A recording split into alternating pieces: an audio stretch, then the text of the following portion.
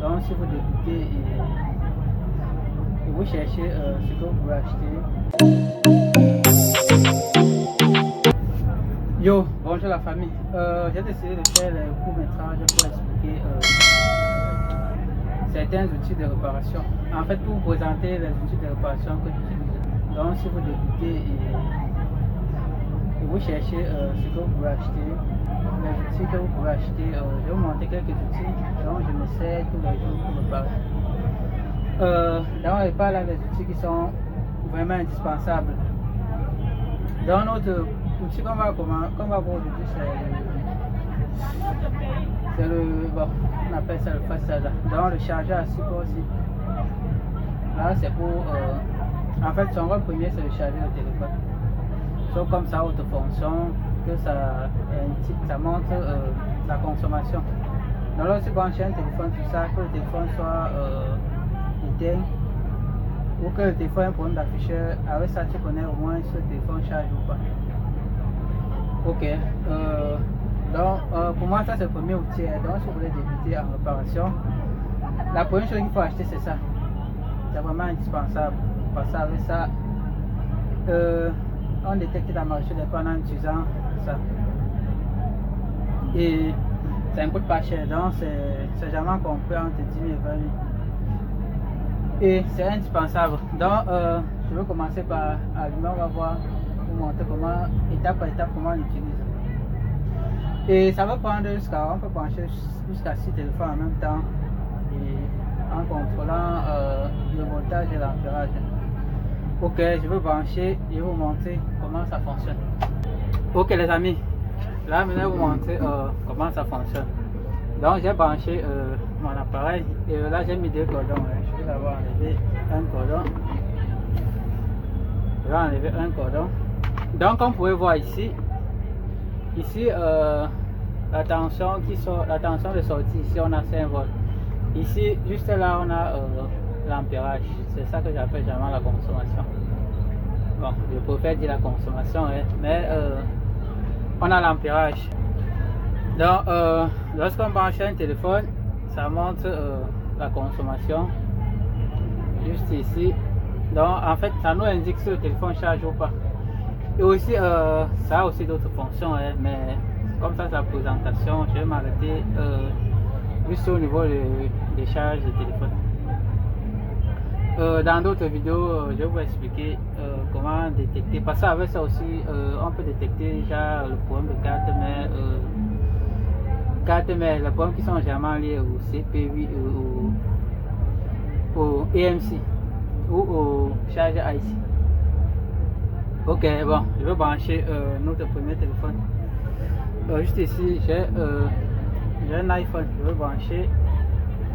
Attendez, juste là, je vais brancher, vous allez voir comment ça va marquer la consommation. Ok, là c'est branché.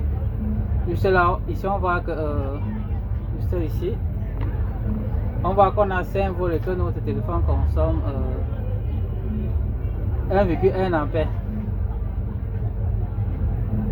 Donc là on peut voir que, regardez, là le téléphone est en train de charger.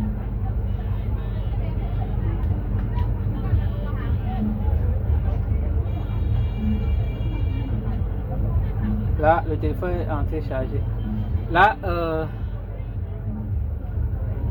le chargeur bouge un peu. Normalement, pour un iPhone normal, lorsque la charge est bonne, normalement, on doit être dans les 2,0 ampères ou 1,8 ampères.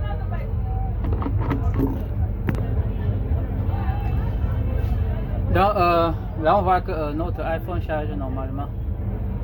Et aussi, ça nous permet de voir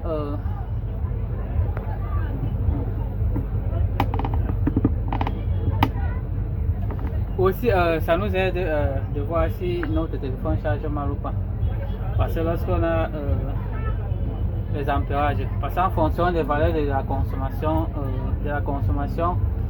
on va voir si le téléphone a un problème de charge ou pas. Ok, je vais débrancher notre iPhone. On va brancher notre iPhone. J'ai l'autre iPhone, il n'y a pas l'afficheur, j'ai enlevé l'afficheur. Bon, c'est un iPhone, ça a un problème c'est un problème au niveau de la carte mère. Je veux brancher. Ça c'est branché. Là on peut voir que ça consomme 1,3 ampères, 1,4, ça monte. Ok, en fait le temps ça varie comme ça, veut dire que le téléphone démarre. Donc là on a une consommation de 1,6. Et bon, au niveau où ça doit nous aider, c'est lorsqu'on va avoir un téléphone qui a un problème de batterie ou un problème de cycle de charge. Lorsqu'on va brancher notre iPhone, par exemple, je vais brancher l'iPhone, j'ai déconnecté la batterie, je vais brancher. Comme ici c'est un iPhone là, ça va mettre 0,1 ampère, 0, donc là ça met 0,1, 0,2, ça fait que l'iPhone va s'éteindre, ça va s'allumer, parce que la batterie est déconnectée. Donc avec ça là, lorsqu'on n'a pas de consommation, là on peut directement déterminer. Comme on a une valeur en ampérage, ça veut dire que généralement que le téléphone a un problème de batterie. Ok. Ça veut dire que pour reconnaître qu'un téléphone a un problème de batterie, lorsqu'on va brancher notre appareil notre téléphone sur l'appareil, on aura quelques valeurs en ampérage, après ça va chuter à 0. Là même sans démonter le téléphone, on peut connaître que notre téléphone a un problème de batterie. Ok, c'est un peu comme ça. Je vais brancher l'autre téléphone. J'ai Tecno. Donc là, je vais utiliser un cordon Android. Je vais mettre sur le premier port. Hein. Donc juste ici, sa valeur va afficher ici. Là, je vais brancher. Ici, c'est la Tecno. C'est la Tecno, je veux brancher. Là c'est branché.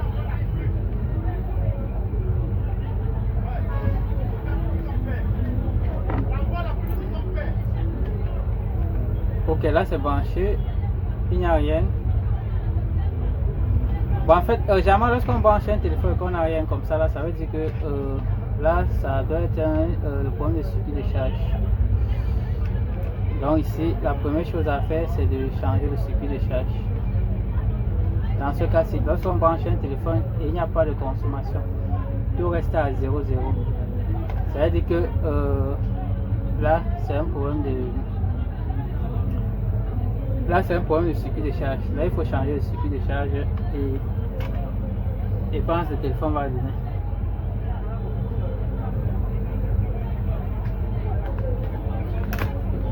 Je vais aussi brancher, j'ai un petit téléphone ici, je vais brancher. Il débranche, je vais encore rebrancher, regardez.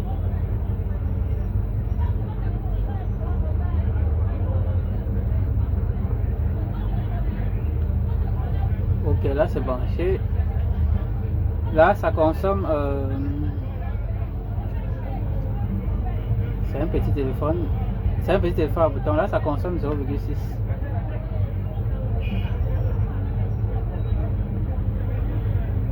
Ok, là ça indique que notre téléphone charge. Donc là on a un téléphone qui charge parfaitement.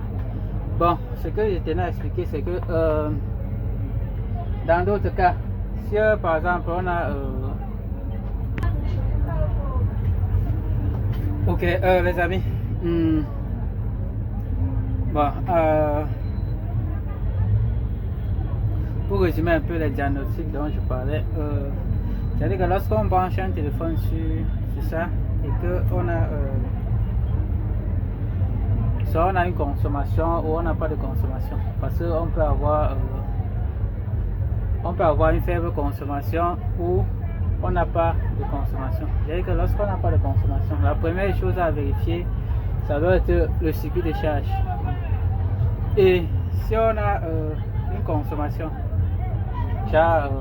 on peut avoir une consommation faible. Un peu comme ici, vous voyez, on a une consommation ici 0,7 et 0,6. Bon, dans la plupart des cas, vous allez voir, j'ai une consommation de 0,06 ampères. Ok, lorsqu'on a un problème comme ça, une consommation de 0,6 pour un Android, là il s'agit d'une charge. En fait, le téléphone charge, mais le téléphone va prendre beaucoup de temps. Dans un téléphone qui charge généralement à moins de 1h30, ça va passer charger déjà à 3h ou à plus de 2h. Donc, dans ce cas-ci, il s'agit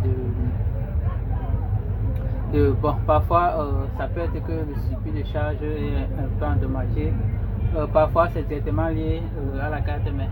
Donc le point se trouve au niveau de la carte mère. Donc dans ce cas, si on change le circuit de charge, ce circuit de charge ne résout pas le problème.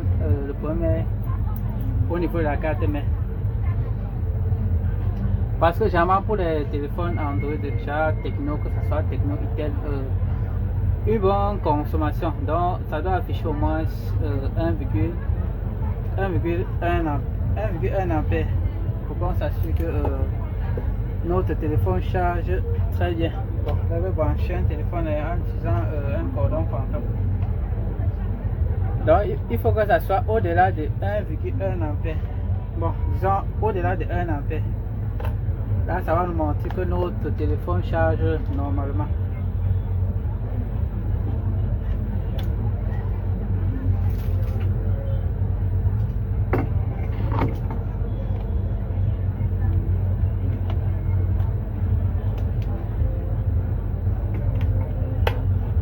Ok, là c'est le premier. J'ai branché un téléphone, ça c'est fantôme. C'est un téléphone à pouce. Là ça consomme 1,6. Donc ça veut dire que notre téléphone ici ça charge parfaitement. Je dirais que là ça nous sert de charger à 6 ports aussi, ça nous facilite énormément le travail. Et je pense que chaque technicien doit avoir ça, parce que avec ça là, pour un bon début, ça vous aide pour ne pas démonter souvent le téléphone pour rien. Et parfois changer même la pièce qui ne correspond pas. Donc avec ça, tu vas connaître si c'est le circuit qu'il faut d'abord changer ou si c'est la batterie. Ok, les amis, je pense que c'est tout ce que j'avais à faire pour cette vidéo. Dans d'autres vidéos, je vais vous montrer quand on va faire l'alimentation, qui est aussi un autre outil qui nous permet de diagnostiquer, bon, plus au niveau de la carte, mais bon, dans l'autre vidéo, présenter l'appareil et on va voir. Ok les amis, c'était tout pour aujourd'hui, à bientôt.